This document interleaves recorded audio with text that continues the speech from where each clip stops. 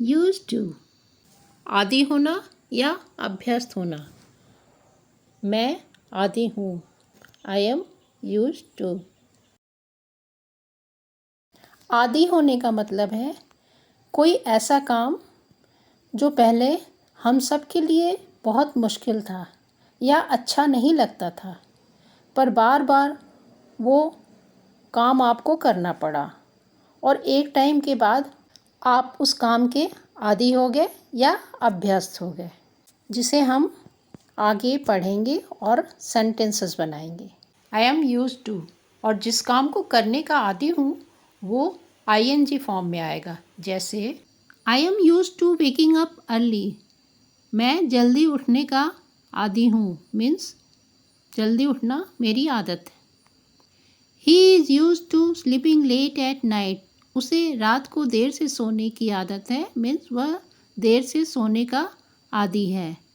I am use to having green tea, मैं green tea पीने की आदी हूँ। He is use to walking on foot, वह पैदल चलने का आदी है। वे गांव में रहने के आदी हैं। They are use to living in the village, मैं ट्रैफिक में गाड़ी चलाने का आदी हूँ। I am use to driving in traffic. इसी के साथ हम इन्हीं सेंटेंसेस को नेगेटिव में बनाते हैं और फिर इंटरोगेटिव में बनाएंगे। मैं चाय पीने की आदी नहीं हूँ। I am not use to having tea, I am not use to having tea. वह पैदल चलने का आदी नहीं है। He is not use to walking on foot, he is not use to walking on foot. वह ट्रैफिक में गाड़ी चलाने का आदी नहीं है। He is not use to driving in traffic, he is not use to driving in traffic. मैं गांव में रहने का आदी नहीं हूँ। I am not use to living in the village. चलिए अब देखते हैं कुछ इंटरोगेटिव सेंटेंसेस। क्या तुम गांव में रहने के आदी हो? Are you use to living in the village? क्या मायशा बसों में ट्रैवल करने की आदी है?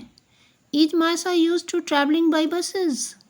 क्या तुम चाय या कॉफ़ी पीने के आदी हो? Are you use to having tea और कॉफ़ी? क्या तुम सुबह जल्दी उठने के आदी हो? Are you use to getting up early in the morning? Are you use to getting up early in the morning? अब हम इन बातों को दूसरी टेंसेस में भी बोल सकते हैं। जब कहना हो कि वो आदी थे तो इज़ एम आर सब्जेक्ट के अनुसार वाज वर बन जाएंगे। Subject plus was were plus use to. जैसे हमें कहना है हॉस्टल जाने से पहले उसे रात में देर से सोने की आदत थी, या यूँ कहिए हॉस्टल जाने से पहले वह रात में देर से सोने की आदी थी। तो हम बोलेंगे she was use to sleeping late at night before going to the hostel, या फिर ऐसे भी बोल सकते हैं before going to the hostel she was use to sleeping late at night. इसी तरह हम वॉज वर लगा के और भी सेंटेंसेस बना सकते हैं। अब अगर कहना है कि आदी हो रहे हैं, अभी हुए नहीं हैं, प्रोसेस में हैं, आदत डाल रहे हैं, तब हम यूज़ करेंगे गेटिंग यूज टू। जैसे मैं गांव में रहने की आदी हो रही हूँ। I am getting use to living in the village. मतलब मीन्स मैं आदी थी नहीं, पहले मेरी आदत थी नहीं, अब मैं गांव में रहने की आदी हो रही हूँ। I am getting use to living in the village. इसी तरह हम गेटिंग यूज्ड को अलग अलग टेंसेस में भी यूज़ कर सकते हैं।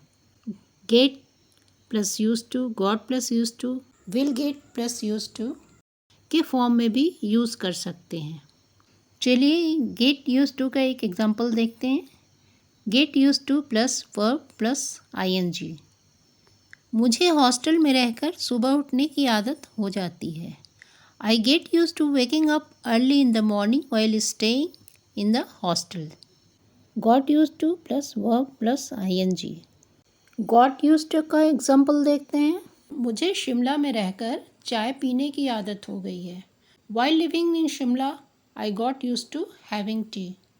मैंने कहा मतलब मेरी आदत हो गई थी। मेरी आदत थी नहीं, हो गई थी। Will get used to. Will get used to का एक एग्जाम्पल देखते हैं। तुम्हें गांव में रहने की आदत हो जाएगी। You will get used to living in the village. तुम्हें गांव में रहने की आदत हो जाएगी। अब हम जानेंगे यूज टू का एक और मतलब। इसे सिर्फ पास्ट टेंस में ही यूज़ किया जाता है। इस यूज टू का अभी तक जो हमने यूज टू पढ़ा, इस यूज टू का पिछले यूज टू से कोई मतलब नहीं है। तो चलिए शुरू करते हैं। नेक्स्ट यूज टू का यूज़।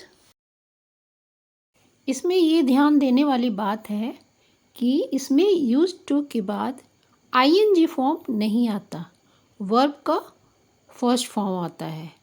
इसका स्ट्रक्चर देखते हैं। Subject plus use to plus verb का first form plus object and plus other words. तो चलिए अब कुछ सेंटेंसेस बनाते हैं। वे हर सुबह जिम जाते थे या जाया करते थे। They used to go to the gym every morning. They used to go to the gym every morning. हम लोग हर संडे को मूवी देखने जाया करते थे। We used to watch movie every Sunday. हमारे पास एक सुंदर बागीचा हुआ करता था।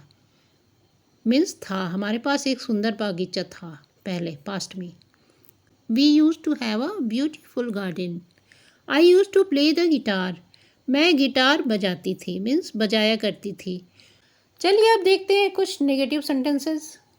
इसमें सब्जेक्ट के बाद डिड नॉट लगाएंगे। नेगेटिव सेंटेंसेस में सब्जेक्ट के बाद डिड नॉट लगाएंगे और डिड के रूल के अनुसार बन जाएगा यूज टू।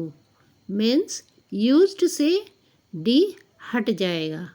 अगर आपको कभी नहीं कहना है तो डिड नॉट हटाकर नेवर लगा दो और यूज टू, जो यूज टू था वो फिर से यूज टू हो जाएगा।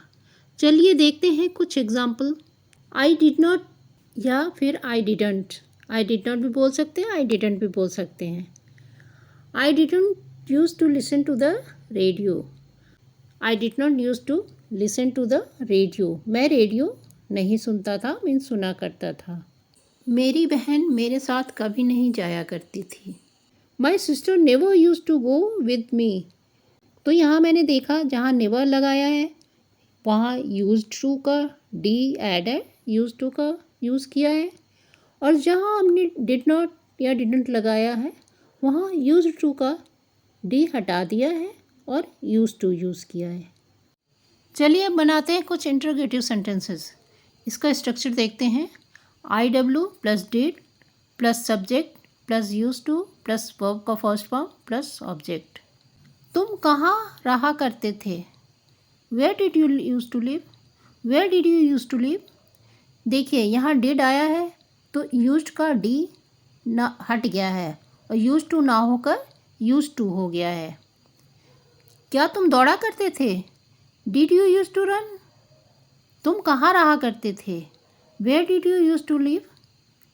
वह कब आया करती थी? When did she used to come? Thanks for watching and please subscribe